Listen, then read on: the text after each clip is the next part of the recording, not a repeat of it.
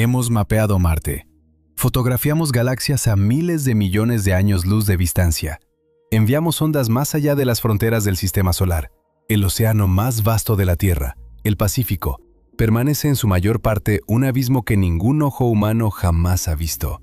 En décadas enteras de exploración de las profundidades, los seres humanos han conseguido observar visualmente menos de una fracción minúscula del fondo oceánico profundo. Toda el área ya vista corresponde en extensión al territorio de Rhode Island, uno de los estados más pequeños de Estados Unidos. Es eso, es todo lo que hemos visto, con toda nuestra tecnología, en 70 años de inmersiones profundas. La superficie de Marte y de Venus ha sido mapeada con más detalle que vastas áreas del fondo de los océanos de la Tierra. Leemos esto y parece una exageración. No lo es. Es la realidad documentada por las propias agencias científicas que deberían estar mapeando lo que está debajo de nosotros. Hay razones para esto. Varias. Y comienzan con algo que pocos imaginan. La física brutal e implacable de las profundidades. Pero antes de descender a ese abismo, necesitamos entender qué estamos enfrentando. Porque el Océano Pacífico no es simplemente grande. Es algo para lo cual el lenguaje humano simplemente no fue construido para describir con precisión. Si aún no formas parte de esta comunidad que se sumerge profundamente en la ciencia cada semana, suscríbete al canal y deja tu like. Cada video aquí es una decida a algo que pocos se atreven a explorar. El Océano Pacífico cubre más del 30% de la superficie de la Tierra. Su área es mayor que la suma de todas las masas continentales del planeta reunidas. Podrías encajar todos los continentes y todas las islas del globo dentro del Pacífico y aún sobraría espacio. En su punto más ancho, próximo al Ecuador, el Pacífico se extiende por casi 19.800 kilómetros de ancho, desde Indonesia hasta Colombia. De norte a sur, alcanza cerca de 15.500 kilómetros, desde el estrecho de Bering hasta la Antártida. Para atravesarlo en línea recta, viajando a la velocidad de crucero de un avión comercial, necesitarías más de 20 horas ininterrumpidas de vuelo, sin parar, sin desviarse. La profundidad promedio del Pacífico es la más pronunciada entre todos los océanos del planeta. Su volumen total es simplemente inconmensurable para la intuición humana, y ese es precisamente el problema. Nuestra mente no fue construida para escalar fenómenos de esa magnitud. El océano contiene aproximadamente 25.000 islas, más que todos los otros océanos sumados. Bajo cada una de ellas, bajo cada kilómetro de agua tranquila que vemos en los mapas, hay un mundo tan desconocido como el interior de otro planeta. La zona profunda del Pacífico, que contiene la mayor parte del volumen total del océano, tiene una temperatura promedio cercana al congelamiento, sumergida en oscuridad permanente, bajo una presión que destruye cualquier cosa que no fue especialmente proyectada para sobrevivir allí. Intenta imaginar enviar un robot a explorar ese espacio. Un barco necesita navegar lentamente sobre cada trecho de superficie para usar sonar, y el Pacífico es tan vasto que solo una pequeña fracción de su fondo ha sido mapeada con métodos modernos. Mapear no es lo mismo que explorar. Mapear significa tener una idea del terreno en 2 dimensiones. Explorar significa que alguien, o algún equipo, descendió, miró alrededor, midió y estudió de verdad. Ese abismo no es una metáfora, es un hecho geográfico. Para entender por qué permanece en la oscuridad, necesitamos hablar sobre qué sucede físicamente cuando intentas descender hasta allá. En las playas, en la superficie, estamos bajo el peso de una columna de aire que comprime nuestro cuerpo con una fuerza equivalente a cerca de 1 kilogramo por centímetro cuadrado. No lo sentimos. Estamos construidos para esto. El océano no es aire. El agua es cientos de veces más densa, y cada 10 metros debajo de la superficie equivalen, en términos de presión, a una atmósfera entera más sumándose sobre ti. En la fosa de las Marianas, el punto más profundo del Pacífico, la fuerza de la columna de agua es tan intensa que el metal se tuerce, el vidrio implosiona, y cualquier objeto que contenga aire en su interior es aplastado en fracciones de segundo. Una de las diferencias fundamentales entre nosotros y las criaturas que viven en esas fosas es que llevamos aire dentro del cuerpo. Los bolsillos de aire en los pulmones, los senos nasales y los oídos serían destruidos bajo esa fuerza.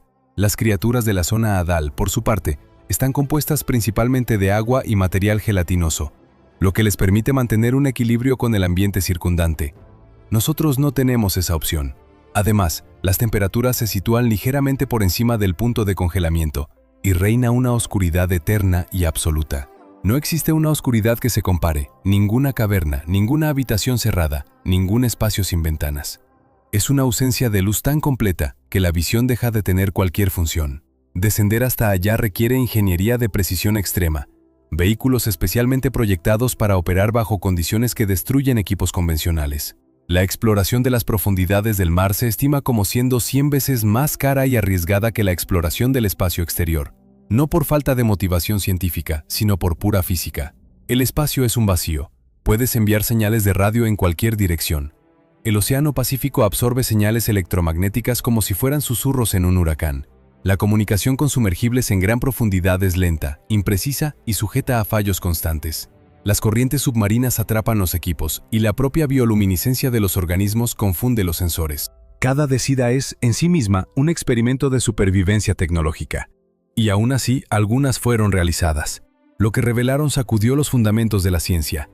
La historia de la exploración oceánica es, en gran medida, una historia de suposiciones que se revelaron completamente erróneas. A principios de la segunda mitad del siglo XIX, la visión científica dominante era simple y reconfortante. Las profundidades del océano eran zonas muertas, sin luz, sin calor, sin vida.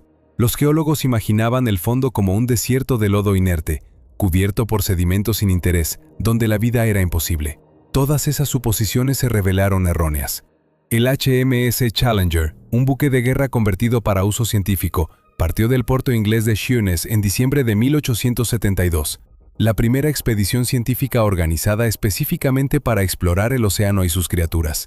Durante 4 años, el buque recorrió mares alrededor del mundo, lanzando redes e instrumentos a las profundidades, recolectando muestras, midiendo temperaturas, mapeando lo que era posible mapear. A lo largo del viaje fueron descritas miles de nuevas especies, organismos que la ciencia jamás había documentado, de grupos tan variados como crustáceos, gusanos marinos, esponjas y equinodermos. El fondo del océano no era un desierto, era un mundo. Entre los descubrimientos de la expedición Challenger estaba una de las partes más profundas del océano, la Fosa de las Marianas, en el Pacífico Occidental. Los científicos a bordo bajaron cuerdas con pesos para medir la profundidad y quedaron estupefactos con lo que los números indicaban. Pero no tenían forma de descender hasta allá. Nadie la tenía. Pasaron décadas. Los submarinos militares de las 2 guerras mundiales enseñaron a los ingenieros a construir cápsulas que sobrevivían a grandes profundidades. En enero de 1960, el batiscafo Trieste alcanzó el fondo del Challenger Deep, la parte más profunda de la Fosa de las Marianas, llevando a Jacques Piccard y Don Walsh. Fue la primera vez que un vehículo llegó al punto más profundo de los océanos de la Tierra. El descenso duró casi 5 horas. En algún punto próximo al fondo, uno de los paneles externos de plexiglas se rajó bajo la presión inmensa, sacudiendo todo el vehículo. Piccard y Walsh continuaron descendiendo. Los 2 hombres pasaron solamente 20 minutos en el fondo del océano. 20 minutos, después de 5 horas de descenso y décadas de desarrollo tecnológico. Después de Piccard y Walsh, ningún otro ser humano descendió hasta el fondo de la Fosa de las Marianas durante más de 50 años, hasta que James Cameron realizó el primer descenso en solitario al Challenger Deep en 2012. El gasto federal estadounidense en exploración espacial supera el gasto en exploración oceánica en una proporción que excede 100:1, incluso teniendo mapas mejores de Marte que del fondo de los océanos. La oscuridad debajo de la superficie del Pacífico no es solo física, es económica, política y cultural. Y mientras ese abismo permanece en la oscuridad, cada inmersión rara revela secretos que contradicen todo lo que creíamos saber. La Fosa de las Marianas es el ejemplo más extremo de esto. Y cada vez que alguien ha conseguido descender hasta allá, el océano se ha encargado de mostrar que nuestra ignorancia era aún más profunda de lo que imaginábamos. ¿Qué sucede dentro de un batiscafo cuando los instrumentos muestran algo que no debería existir? Jack Kastner, ingeniero de sistemas a bordo de una expedición al Challenger Deep en 2017, describió la sensación de ver el sonar retornar datos inconsistentes mientras el vehículo se aproximaba al fondo. Los números oscilaban entre 2 perfiles de terreno completamente diferentes, como si el suelo debajo fuera una ilusión que el océano se estaba rehusando a confirmar. En algún punto entre 8.900 y 9.000 metros de profundidad, el abismo simplemente no coopera con las expectativas. La Fosa de las Marianas tiene casi 2.500 kilómetros de largo y 80 kilómetros de ancho. Fue formada por la subducción de la placa del Pacífico bajo la placa de las Marianas, un proceso que continúa sucediendo hoy, forzando el fondo del océano hacia abajo con una lentitud geológica que, sumada a lo largo de decenas de millones de años, creó el punto más distante de la superficie del mar que existe en la Tierra. El Challenger Deep, su parte más profunda, está a aproximadamente 11 kilómetros debajo de la superficie. Para tener una idea de lo que eso significa, el Everest, la montaña más alta del planeta, podría ser colocado dentro de la fosa y aún habría más de 2 kilómetros de agua por encima de su pico. En 2012, James Cameron realizó el primer descenso en solitario al Challenger Deep, en un sumergible especialmente construido llamado Deep Sea Challenger. Llegó al fondo después de 2 horas y 36 minutos de descenso. Lo que encontró al tocar el sedimento fue silencio y una solitaria pepita de roca volcánica que no debería estar allí, al menos no de acuerdo con los modelos geológicos disponibles. En 2019, Viktor Veskovo descendió al Challenger Deep como parte de la Five Deeps Expedition, un proyecto para alcanzar el punto más profundo de cada uno de los 5 océanos del mundo. Veskovo estableció el récord de profundidad, 10.928 metros. Pero lo que lo sorprendió no fue el récord, fue lo que encontró en el fondo: plástico. Una bolsa de plástico y envoltorios de caramelo, depositados en el punto más inaccesible del planeta. El abismo más profundo de la Tierra estaba registrando la presencia humana mucho antes de cualquier cámara o sumergible. En los meses siguientes a la expedición de Veskovo, muestras recolectadas en el fondo del Challenger Deep revelaron concentraciones de contaminantes orgánicos persistentes en crustáceos que viven exclusivamente allí. Criaturas que nunca vieron a superficie llevan trazas innegables de nuestra existencia en sus tejidos. Pero no todos los descubrimientos en las fosas apuntan a lo que nosotros hicimos al océano. Algunos apuntan a lo que el océano construyó por sí solo, en las profundidades, sin nosotros, y que nos ocupará por mucho más tiempo que cualquier marca de contaminación. Era febrero de 1977. El sumergible Alvin, operado por la institución oceanográfica Woods Hole, estaba a más de 2.500 metros de profundidad en el Pacífico Oriental, próximo a las Islas Galápagos. La misión era geológicamente simple: investigar si había fuentes de agua caliente saliendo del fondo del océano, como las teorías tectónicas de entonces sugerían. El geólogo Jack Corliss estaba a bordo. Lo que esperaba encontrar era terraza de roca basáltica y quizás algún flujo de agua ligeramente calentada. Lo que encontró transformó permanentemente la biología. La cámara del Alvin mostró primero una mancha de partículas blancas en el campo visual. El equipo de superficie, monitoreando por las comunicaciones, pensó que fuera nieve marina, el sedimento orgánico que cae constantemente desde las capas superiores. Pero no eran partículas cayendo, eran organismos. Nubes de organismos. Debajo de ellos, emanando de grietas en el fondo rocoso, había agua oscurecida por minerales y calor. Agua que podía estar a más de 300 grados Celsius sin hervir, mantenida en estado líquido únicamente por la presión que la envolvía. Era una fuente hidrotermal. Estaba cubierta por una comunidad biológica densa. Tubos gigantes con más de 2 metros de largo, tapetes de bacterias blancas como la nieve, cangrejos ciegos moviéndose entre las rocas, pulpos que jamás habían sido descritos por la ciencia. El equipo del Alvin quedó en silencio durante largos segundos. Las comunicaciones con la superficie registraron el intervalo antes de que Corliss pudiera articular lo que estaba viendo. Toda la biología de la época decía que la vida dependía de la fotosíntesis, que la energía solar era el fundamento de cualquier cadena alimentaria. Era un principio tan sólido que rara vez era cuestionado. El fondo del Pacífico tenía una respuesta diferente. Las bacterias en la base de esas comunidades eran quimiosintéticas, organismos capaces de transformar compuestos químicos, especialmente sulfuro de hidrógeno emitido por las fuentes, en energía. Sin fotosíntesis, sin luz. Una biología completamente autosuficiente, alimentada por el calor del interior de la Tierra. El impacto de este descubrimiento tardó años en ser completamente absorbido. Si la vida podía existir sin luz solar, basada solamente en química y energía geológica, entonces los criterios para buscar vida en otros cuerpos celestes necesitaban ser completamente revisados. Lunas con océanos subterráneos calentados por fuerzas de mareas se convirtieron en candidatos serios para albergar vida. Todo gracias a grietas en el fondo del Pacífico que la ciencia tardó siglos en encontrar. Las fuentes hidrotermales eran solo el comienzo. Las criaturas que viven entre ellas y más allá, en las llanuras abisales, en las fosas más profundas, en las laderas de las cadenas de montañas submarinas, son el siguiente nivel de extrañeza que el océano guarda. En 2014, un vehículo operado remotamente llamado Doc Ricketts, a bordo del buque de investigación Western Flyer del Instituto de Investigación del Acuario de la Bahía de Monterrey, filmó una criatura frente a la costa de California, a una profundidad de cerca de 90 metros. Era un pulpo, o parecía serlo. Sus tentáculos no se doblaban de la forma esperada. Su cuerpo pulsaba en una frecuencia irregular, y la cámara captó algo que los biólogos no pudieron clasificar inmediatamente. Una superficie corporal que fragmentaba la luz artificial en patrones que cambiaban conforme el ángulo. No bioluminiscencia en el sentido estricto, sino algo a medio camino entre reflexión y emisión. Esa frontera es lo que hace que las criaturas de las profundidades del Pacífico sean tan difíciles de encajar en cualquier categoría. La bioluminiscencia está presente en la mayoría de las criaturas que habitan las zonas mesopelásica y batipelásica del océano. No es ornamental, es funcional de maneras que tardó décadas en comenzar a entender. Algunos organismos usan la bioluminiscencia para cazar. El pez linterna del abismo proyecta una antena luminosa sobre el hocico, en la oscuridad absoluta, como cebo en una trampa. Sus presas, atraídas por la única fuente de luz que jamás han visto, nadan directamente hacia la boca del depredador. La luz, que en la superficie es sinónimo de seguridad y visibilidad, en el abismo fue convertida por la evolución en herramienta de manipulación y muerte. Otros organismos usan la bioluminiscencia defensivamente.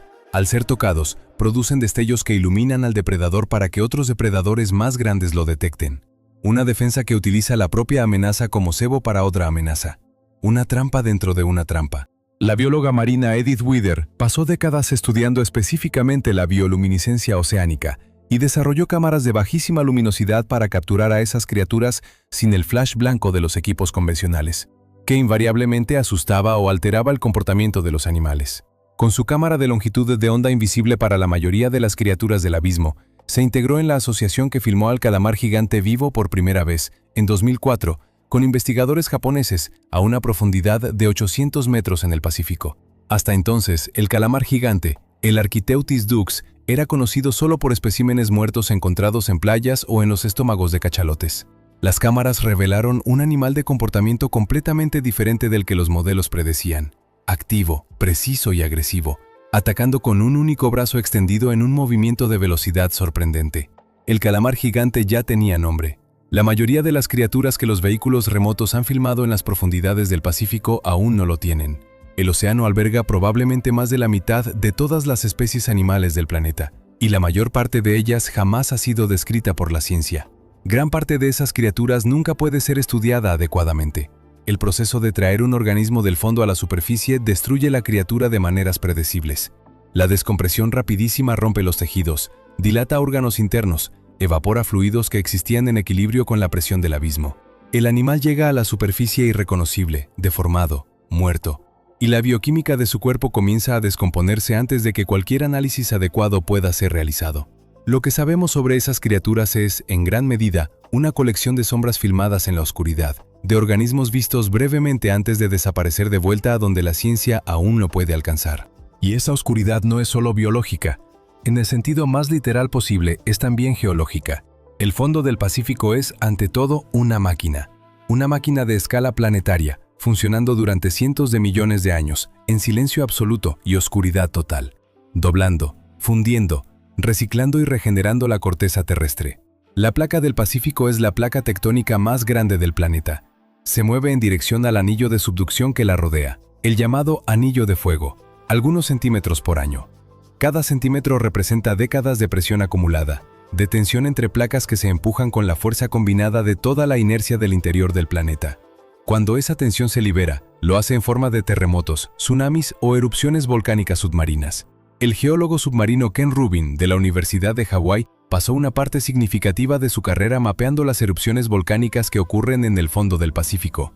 Erupciones que suceden con una frecuencia mucho mayor que cualquier vulcanismo terrestre visible, absorbidas por el peso del agua de arriba, sin que ningún terremoto sea sentido en la superficie. El magma que emerge de esas erupciones se solidifica en estructuras globulares de basalto que se forman cuando el material derretido encuentra el agua fría, y esas estructuras son leídas por geólogos como Rubin como páginas de un diario.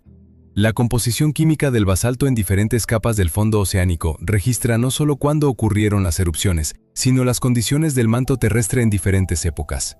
En algunos lugares del Pacífico, las capas de sedimento y roca acumuladas en el fondo oceánico preservan un registro continuo de más de 180 millones de años de historia geológica, el periodo más largo disponible en cualquier región oceánica. Las cortezas continentales son constantemente recicladas por los procesos tectónicos, pero el fondo del Pacífico, en sus zonas más antiguas y estables, ha preservado una memoria que ningún continente puede ofrecer. Estudiar esas capas es, para un geólogo, como tener acceso a un archivo que registra cada evento importante del planeta: extinciones masivas, cambios en la composición de la atmósfera, inversiones del campo magnético terrestre, en una secuencia casi ininterrumpida que la superficie de la Tierra ha perdido hace mucho.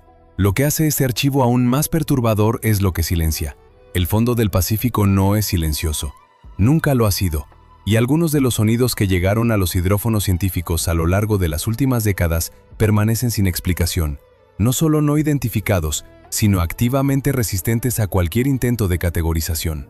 En agosto de 1991, los hidrófonos de la NOAA, la Agencia Oceánica y Atmosférica Nacional de Estados Unidos, comenzaron a captar algo que los técnicos de turno no pudieron identificar. La red de hidrófono de la NOAA fue originalmente construida por la Marina estadounidense durante la Guerra Fría para rastrear submarinos soviéticos. Instalados en puntos estratégicos del Pacífico, estos instrumentos son lo suficientemente sensibles para detectar el desplazamiento de un único submarino a miles de kilómetros de distancia. Cuando la Guerra Fría terminó, la red fue transferida para uso científico, y con ella vinieron décadas de grabaciones que la Marina había catalogado y archivado sin divulgar al público. Christopher Fox, científico acústico del Pacific Marine Environmental Laboratory de la NOAA, fue uno de los primeros investigadores en tener acceso a ese archivo. Lo que encontró no era lo que esperaba. Había sonidos marcados con anotaciones lacónicas: origen desconocido, patrón no reconocido, sin correspondencia en los registros. Uno de ellos se hizo conocido como el upsweep, un chirrido ascendente, repetido estacionalmente, captado con tal amplitud que era detectable por hidrófono a miles de kilómetros de distancia. Fox y su equipo concluyeron que el upsweep probablemente tenía origen en vulcanismo submarino, pero la fuente exacta nunca fue localizada. Otro sonido, llamado por los investigadores Train por el patrón rítmico, permaneció sin explicación durante años. Cuando finalmente surgió una hipótesis, era geológica: bloques de hielo antártico rompiéndose contra la plataforma continental y transmitiendo vibración a través del agua por distancias continentales. Había, sin embargo, variaciones en el patrón del Train que no se encajaban en esa hipótesis, y esas variaciones nunca fueron explicadas satisfactoriamente. Después estaba el bloop. En 1997, hidrófonos separados por miles de kilómetros captaron simultáneamente un sonido de frecuencia extremadamente baja, con una amplitud que lo hacía el sonido oceánico más alto jamás registrado hasta entonces. El bloop duró aproximadamente 1 minuto. Tenía un perfil de frecuencia irregular, no mecánico, que no correspondía a ninguna fuente geológica conocida y a ninguna especie de animal marino catalogada.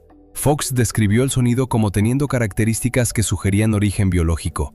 El patrón de modulación recordaba sonidos producidos por animales, pero ningún animal conocido sería capaz de producir un sonido de esa amplitud. En los años siguientes al registro, investigadores de la NOAA y de otras instituciones comenzaron a cruzar los datos del bloop con análisis de eventos sísmicos y de fractura de hielo antártico. La hipótesis de un fenómeno llamado cryoseism, fractura a gran escala de masas de hielo que transmite vibración al agua, ganó fuerza gradualmente, y para la década de 2010 se había convertido en la explicación más aceptada por la mayoría de los especialistas en acústica oceánica. La explicación satisfizo a buena parte de la comunidad científica. No a todos. El bloop fue captado a aproximadamente 5.000 kilómetros de la costa antártica, y la amplitud de la señal, incluso a esa distancia, permanece difícil de reconciliar con cualquier evento de fractura de hielo documentado hasta entonces. La hipótesis del cryoseism resuelve el problema de la forma de la señal. No resuelve completamente el problema de la escala. Los hidrófonos del Pacífico siguen grabando, incluyendo sonidos que aún no tienen ni siquiera un nombre provisional. Y mientras eso sucede en la oscuridad, la razón más directa por la cual ese abismo permanece inexplorado no es tecnológica ni acústica, es una cuestión de elección. En 2021, la NASA anunció un nuevo programa de exploración de Marte con un presupuesto que superaba $2.4 mil millones. En el mismo año, el presupuesto total de la NOAA para todas sus iniciativas de exploración oceánica, el Pacífico, el Atlántico, el Ártico y todos los océanos de la Tierra, era de aproximadamente $365 millones. La disparidad no es accidental, es el resultado de elecciones repetidas año tras año por gobiernos y agencias que responden a prioridades culturales y políticas mucho más que a necesidades científicas objetivas. Marte es fotogénico. Las imágenes de los rovers, paisajes naranjas, puestas de sol, cráteres que parecen pintados, se comparten con una eficiencia que ninguna imagen del fondo oceánico puede competir. El abismo del Pacífico es oscuro, frío, visualmente monótono para quien lo ve por primera vez. Los organismos que habitan sus profundidades son muchas veces translúcidos, deformados, difíciles de fotografiar y aún más difíciles de encuadrar en una narrativa de descubrimiento que el público general encuentre inmediatamente emocionante. También hay una cuestión de riesgo político. Un rover en Marte puede fallar sin amenaza inmediata a vidas humanas. Una misión de inmersión profunda tripulada, con fallo de equipo, mata personas. El costo tecnológico y de seguros de la exploración oceánica profunda es, por lo tanto, mucho más cercano al costo de la exploración lunar de lo que la mayoría imagina, pero sin el prestigio asociado. Hay aún el problema de la propiedad. Los fondos oceánicos más allá de las zonas económicas exclusivas son formalmente declarados Patrimonio Común de la Humanidad. Pero eso no ha impedido que múltiples países y corporaciones estén actualmente disputando derechos de minería de nódulos de manganeso y otros recursos minerales del lecho del Pacífico. La exploración científica compite con la exploración comercial por acceso a un ambiente que es físicamente limitado y tecnológicamente carísimo de alcanzar. En los enfrentamientos entre ciencia e industria por acceso a ambientes extremos, la historia no es particularmente favorable a la ciencia. El resultado es que, a principios del siglo XXI, tenemos mejor tecnología para explorar el espacio que para explorar el océano que cubre la mayor parte de nuestro propio planeta. Y tenemos una fracción del interés político que sería necesario para cambiar eso. El vehículo remotamente operado llegó al fondo del Challenger Deep en 2019, como parte de la expedición de Víctor Vescovo, con cámaras de alta resolución y sensores de recolección. En el sedimento, a casi 11 kilómetros debajo de la superficie, registró lo que ninguno de los ingenieros que proyectaron el equipo esperaba precisar documentar: bolsas plásticas, empaques, microfibras textiles, partículas de polietileno más pequeñas que un grano de arena, distribuidas por toda la superficie de sedimento muestreada. El equipo analizó anfípodos, pequeños crustáceos que viven exclusivamente en las fosas más profundas del Pacífico, sin contacto con ningún ambiente superficial, y encontró contaminantes orgánicos persistentes en sus tejidos. Sustancias producidas industrialmente a partir de mediados del siglo XX que ninguna fuerza natural podría haber llevado hasta allá, que llegaron por el transporte oceánico de partículas, hundiéndose milímetro a milímetro a lo largo de décadas, hasta alcanzar el punto más inaccesible de la Tierra. El horror no está en las sustancias en sí, está en lo que ese descubrimiento implica sobre la naturaleza de lo que llamamos inaccesible.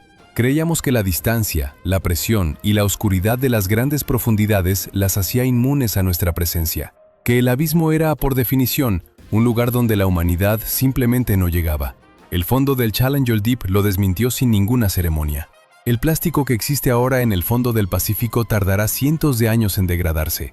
En la oscuridad y el frío extremo de las profundidades, algunos polímeros pueden persistir por mucho más. Y antes de llegar al fondo, esas micropartículas fueron ingeridas en toda la columna de agua por organismos que las confunden con alimento, transfiriendo los contaminantes que absorbieron en la superficie a tejidos vivos, en una cadena que comienza en el plancton y termina, eventualmente, en los peces que llegan a los mercados. No solo contaminamos el fondo del océano, contaminamos la cadena entera, sin ver lo que estábamos haciendo, porque nunca miramos dentro del océano con atención suficiente para percibir lo que sucedía. El Pacífico está vivo de formas que aún no sabemos nombrar. En las fosas hadales, en las llanuras abisales, en las laderas de las cadenas de montañas submarinas que rivalizan en altura con los Alpes, procesos biológicos y geológicos suceden ahora mismo, registrando, respondiendo, evolucionando, sin que ningún instrumento humano los observe. El calamar gigante fue filmado vivo solo en 2004. El tiburón megaboca, una especie con casi 5 metros de largo, existía sin que la ciencia lo supiera, y fue descubierto solo en 1976, cuando un ejemplar quedó atrapado en un ancla naval en Hawái. Eran animales grandes, en océanos que navegamos hace siglos. ¿Qué más hay? El Pacífico profundo tiene volumen suficiente para albergar poblaciones enteras de animales de gran tamaño, sin que ningún instrumento humano los detecte. Las investigaciones acústicas revelan regularmente perfiles de eco que los operadores de sonar clasifican como posiblemente biológico, origen no identificado. Esos registros son archivados y depositados en una categoría que la ciencia usa más frecuentemente de lo que el público imagina: datos pendientes de clasificación. Lo que sucede en las profundidades del Pacífico, en los ciclos que regulan el oxígeno de los océanos, en las cadenas alimentarias que determinan cuáles compuestos llegan a la superficie, en los procesos geológicos que moldean el fondo bajo nuestros pies, afecta directamente la estabilidad del planeta que habitamos. Tomamos decisiones sobre el futuro del océano con menos conocimiento del que necesitaríamos para hacerlo de forma responsable. La oscuridad del Pacífico no es solo una brecha en el mapa, es el resultado de una elección colectiva que hicimos, repetidamente, de mirar hacia arriba en lugar de mirar hacia abajo, hacia Marte en lugar de hacia el abismo. hacia el espectáculo en lugar de hacia lo que es urgente. Y lo que está allá abajo, vivo, activo, acumulando las marcas de lo que hacemos en la superficie, no va a esperar indefinidamente a que nos decidamos a prestar atención. Si este video cambió la forma en que midas el océano que cubre la mayor parte de nuestro planeta, deja tu like y suscríbete al canal. Hay mucho más debajo de la superficie de lo que cualquier mapa puede mostrar.